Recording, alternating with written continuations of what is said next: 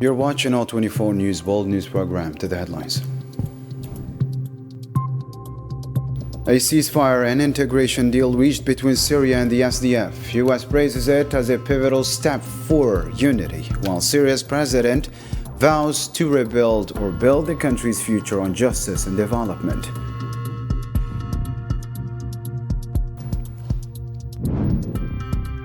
On the U.S.-Iran file, tensions ease slightly as Trump says he intends to talk with Iran. Tehran responds it's ready for fair talks, but its missile program is off the table. Separately, Iran threatens to label European forces as terrorists.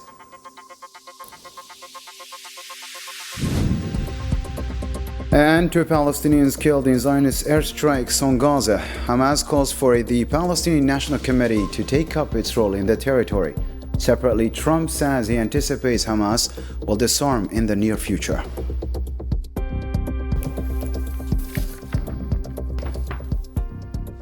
Welcome back. First up in our news tonight, Syria's government and the so-called Syrian Democratic Forces have struck a deal. It includes a ceasefire and a plan to gradually merge institutions in the northeast. Under the agreement, Interior Ministry's security forces will enter the cities of Haska and Kamishli, while military units pull back from front lines there. Self-administration institutions will be integrated into the Syrian state, with civilian staff keeping their jobs. The deal also calls for a new military division of 3 SDF brigades and 1 from the Kobani forces. It will operate under the command of the Aleppo military region.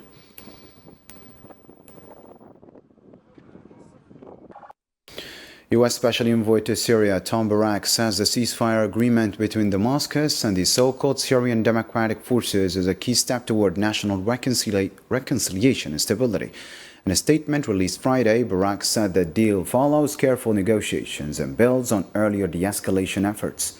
He added it could help rebuild institutions, restore trust, and attract investment for reconstruction, giving Syria a chance to re-emerge as a source of stability in the region.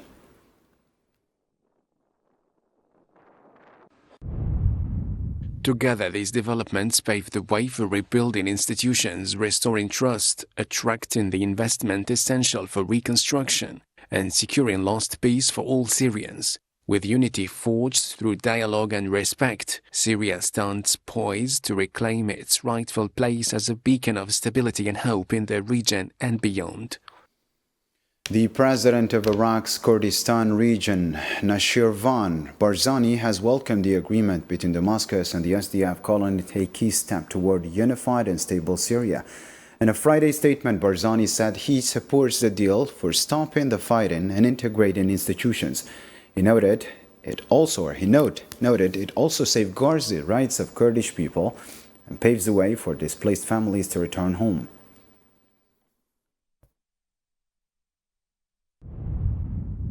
The agreement is an important and correct step towards a peaceful solution and provides a strong foundation for stability and social peace and peaceful coexistence among the various components. We express our hope that this comprehensive agreement will pave the way for rebuilding a unified Syria, guaranteeing the rights of all components of the Syrian people and achieving security and stability in Syria and the region as a whole. Syrian President Ahmed al-Shara says Syria's future is being built by its own people through justice, stability, and development. In a post on X platform on Friday, the president acknowledged the sacrifices and resilience of Syrians over the past year. He pledged to work with the people to rebuild the nation and restore its standing.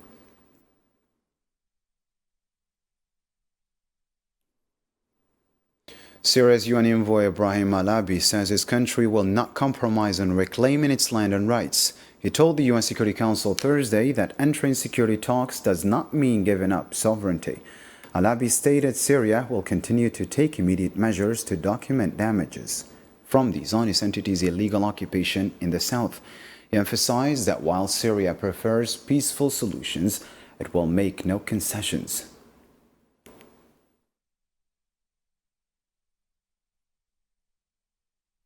Moving on to a different news story. The U.S. or the United States President Donald Trump said Iran is seeking a deal, while Tehran signaled readiness to resume fair talks, but stressed its missile program is not negotiable as efforts continue to prevent a military escalation. Nabil Khazina reports this time. U.S. armada near Iran bigger than the one Trump dispatched to take out Venezuela's leader. A striking image that set the tone for a rapidly escalating moment in the Middle East. And as American warships move closer to Iranian waters, the message from Washington is deliberately mixed. Donald Trump says Iran wants a deal, hinting at diplomacy, while at the same time reinforcing pressure by expanding the U.S. military presence in the region and signaling readiness for tougher action if talks fail.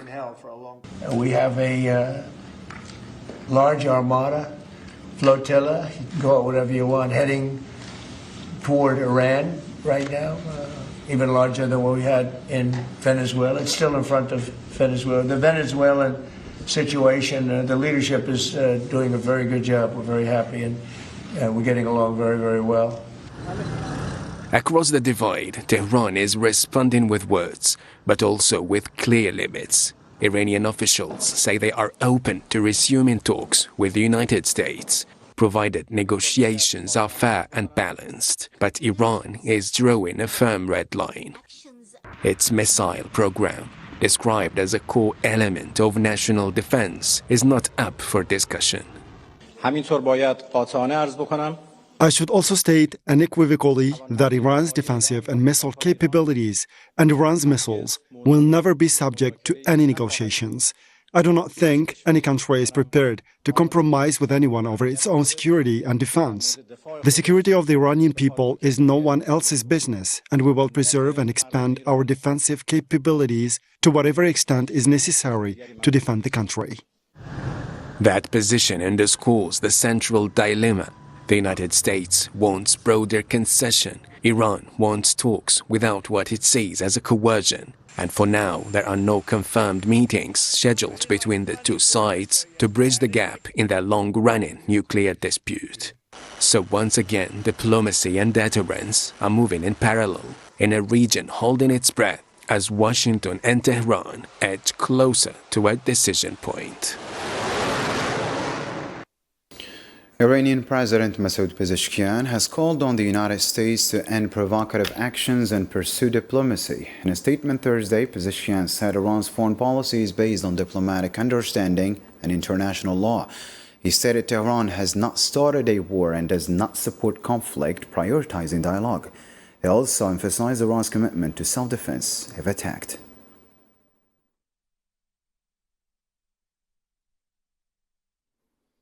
Iran's top security official Ali Larijani says the country plans to designate the armed forces of EU countries that have blacklisted the Islamic Revolutionary Guard Corps as terrorist organization. Larijani added on X platform that any consequences from this move would fall on the European countries that imposed the blacklist.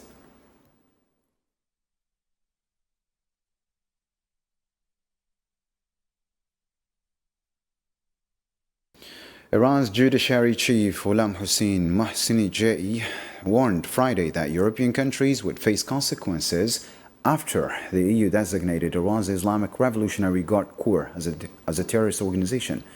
State television quoted the judiciary chief saying the EU's move will not go unanswered and that they would bear the consequences of what he called a foolish act.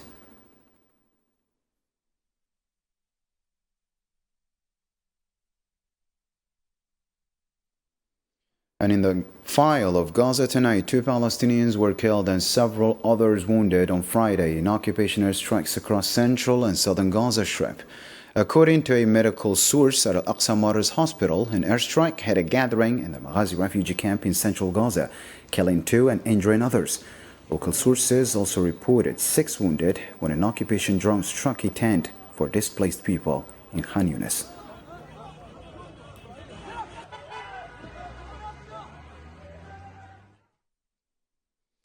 On Friday, Palestinians in Deir al-Balah mourned those killed in Zionist raids late Thursday, voicing anger and commending the ongoing violations or condemning the ongoing violations of the ceasefire. Residents said the deliberate Zionist escalation is a crime that deepens the suffering of civilians in the Strip. Which war has ended? Every day there are martyrs, wounded and injured people. Which ceasefire has ended? Hamas has urged mediators of the ceasefire of Gaza to pressure the Israeli occupation to open the Rafah crossing with Egypt, the Strip's only exit point. In a Friday statement on Telegram, the group called on the Israeli occupation to stop its repeated attacks and stressed the need to move to the second phase of the ceasefire, including reopening Rafah in both directions and allowing the Palestinian National Committee to operate in Gaza.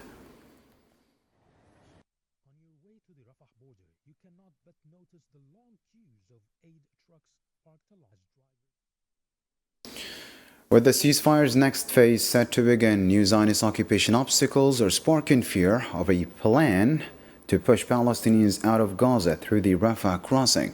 This comes after the occupation recovered its last soldier's remains. Rafah crossing, when the pretext falls and the closure remains. The policy of procrastination remains the most prominent feature for the opening of the crossing, at a time when the humanitarian crisis in Gaza is worsening, despite the occupation's announcement of finding the remains of the last member of its forces. The occupation pretexts are endless, but only justification prevails, while no steps have been really put in place. The occupation was supposed to open the door to a humanitarian breakthrough. However, aid is not entering in the required quantities, and the wounded are still trapped in the besieged Gaza Strip. Our lives are tied to the crossing. If it opens, it gives us life. If it stays closed, we remain in a state of clinical death. I've been in the hospital for 100 days. The occupation no longer has any pretext to move to the second phase of the agreement. However, new obstacles threaten to derail it, given the occupation's desire to control the crossing.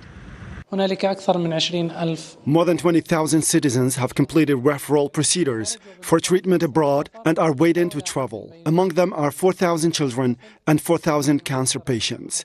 There are also extremely critical cases that require immediate medical evacuation.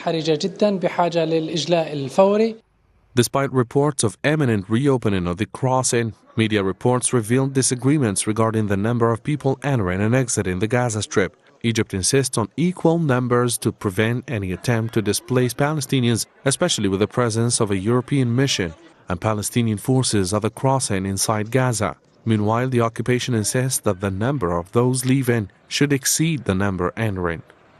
I have applied for Ministry of Education scholarships to study abroad in Turkey and Hungary, but I wasn't lucky to get them. Going abroad would help my parents save the money they spend on me in this awful condition. Opening the crossing is extremely important so people can travel, go on with their lives, and for me to complete my education. Keeping Gaza's only lifeline closed after the pretext has fallen away reveals the true intention of the occupation. And in a world that is losing every credit of ethics, Gaza remains the field of execution, and the international community is nothing more than a spectator. Palestinian leader Mustafa Barghouti says the occupation is obstructing movement at the Rafah crossing to seize full control. In an interview with All 24 News TV on Friday, Barghouti warned that this is part of a plan for ethnic cleansing. He noted that despite occupation recovering its last soldier's remains, it continues to block the crossing.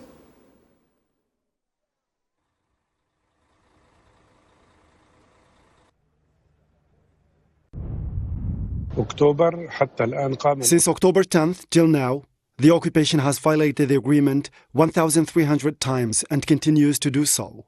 It was using the pretext of the body of the last Israeli prisoner, and now that it has recovered it, it continues its harassment. It was supposed to open the Rafah crossing in both directions from the first phase, but it hasn't done so. Now it's posing all obstacles to ensure that entry and exit through the Rafah crossing are completely and utterly under Israeli control and supervision. The biggest concern here is that the occupation will try to push the crossing towards allowing people to leave, while completely restricting entry to the Gaza Strip, because the occupation's goal has always been and remains the attempt to impose ethnic cleansing on the Palestinian people. U.S. President Donald Trump says he expects Hamas to lay down its arms soon, praising its role in securing the release of hostages. U.S. envoy Steve Witkoff announced at a White House cabinet meeting on Thursday that the United States has launched the second phase of its plan to end the war in Gaza.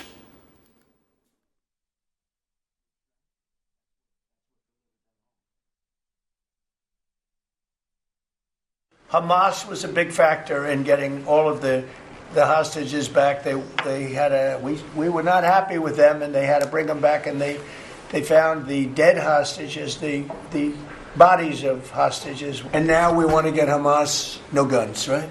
Right, they're going to give it up. They're going to give up the AK-47s. A lot of people said they'll never disarm. Looks like they're going to disarm. And they did help us with those bodies, getting them back.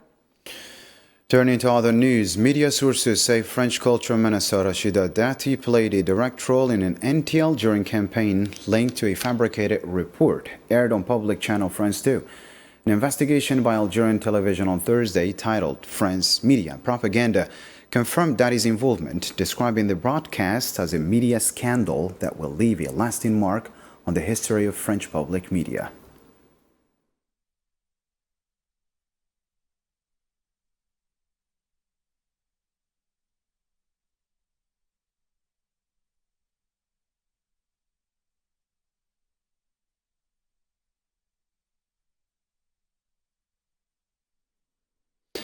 The United Nations Economic Social Council now, where Algeria emphasized the critical need for stronger coordination between the General Assembly and ECOSOC. Ambassador Ammar Benjama highlighted ECOSOC's central role in advancing economic and social development and addressing the root causes of the conflict. He stressed that joint meetings between the two bodies are essential to improving coherence, effectiveness, and collective delivery on global development priorities.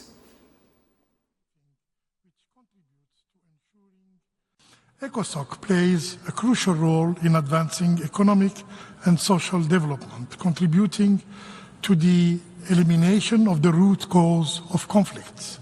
But, as rightly reflected in the mottos of the President of the General Assembly and ECOSOC, we need to deliver together, to be better together. Ensuring further coordination and effectiveness in the work of these two main organs is essential, and joint General Assembly and ECOSOC meetings on key development issues can contribute to this end. Ambassador Benjama warned that reform efforts must not weaken the UN's development pillar, undermine support for Africa's development, or compromise equitable geographical representation. We have important reform processes. The UN 80 initiative and the ECOSOC HPLF review, which should be conducted in a coordinating manner. It is an occasion, a rare occasion, to strengthen the effectiveness and efficiency of ECOSOC. In this regard, I wish to insist that reform efforts must not undermine the development pillar and mandate supporting Africa's development or equitable geographical representation at the UN. Still with Africa's related news, Niger's transitional military chief Abdurrahman Tiani has accused the presidents of France, Benin and Ivory Coast of backing an attack on Niamey International Airport. Speaking to the state TV on Thursday, Tiani named Emmanuel Macron, Patrice Talon and Alassane Ouattara, vowing retaliation against them. The accusations follow gunfire and explosions at the airport Wednesday evening, described by the security sources as a terrorist attack, before calm returned next morning.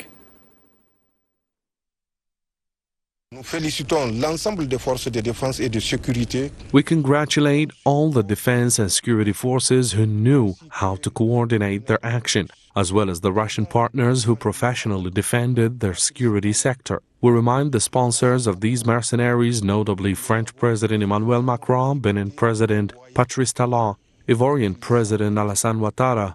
We have listened to them bark enough. They should also prepare to hear us roar. Burkina Faso's Transitional Military Council has dissolved all political parties and scrapped the laws governing them. A decree approved by the Council of Ministers also transfers all party assets to the state. Interim Minister Emel Zerbo told reporters on Thursday that the move aims to rebuild the state after widespread abuses and dysfunction in the multi-party system, saying the proliferation of parties had deepened divisions and weakened social cohesion.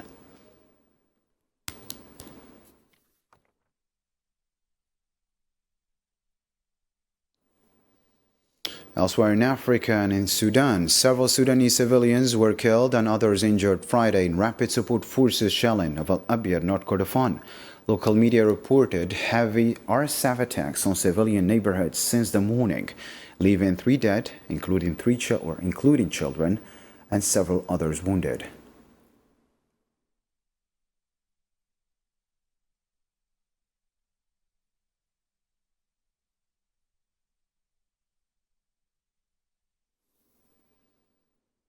To another global news story, Russian presidential spokesman Dmitry Peskov confirmed that U.S. President Donald Trump asked Vladimir Putin to pause attacks on Kiev and other Ukrainian cities until February 1st. In a Friday statement, Peskov said that the request aims to create favorable conditions for negotiations, with Russia agreeing to halt strikes during this period to support a potential path toward ending the conflict.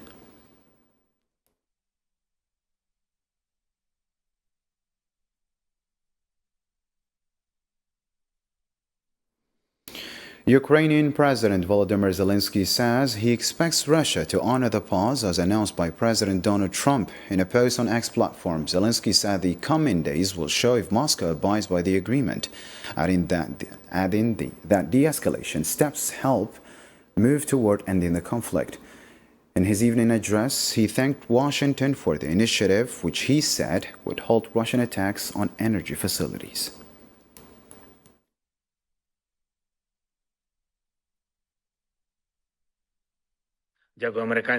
I am grateful to the American side for their efforts to halt the strikes on our energy infrastructure at this time, and we hope that the United States will be able to secure this. There is a statement today from the President of the United States. The real situation at our energy facilities and in our cities tonight and in the coming days will show the results. Ukrainian President Volodymyr Zelensky says the negotiators have so far failed to reach an agreement on Russian-claimed territories in eastern Ukraine. Speaking to reporters Friday, Zelensky noted that Russia has also stopped prisoner exchanges, signaling a lack of interest, and said no deal has been reached on the territorial issue.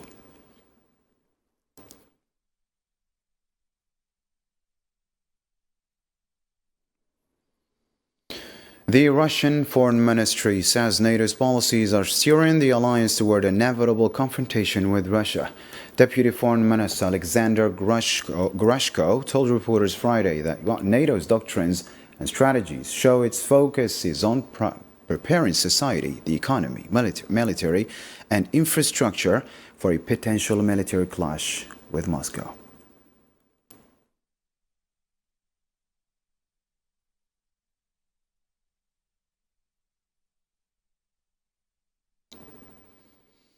U.S. President Donald Trump has ordered the reopening of Venezuelan commercial airspace, directing the Department of Transportation and military to lift the travel restrictions and allow flights to resume.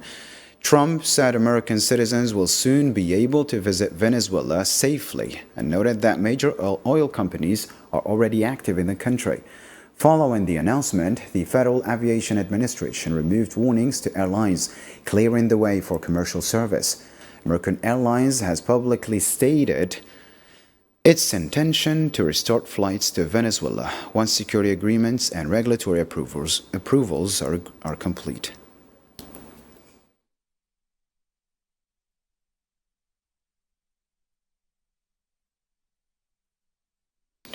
And that's the end of our news program for tonight. Thank you for watching. Have a great night.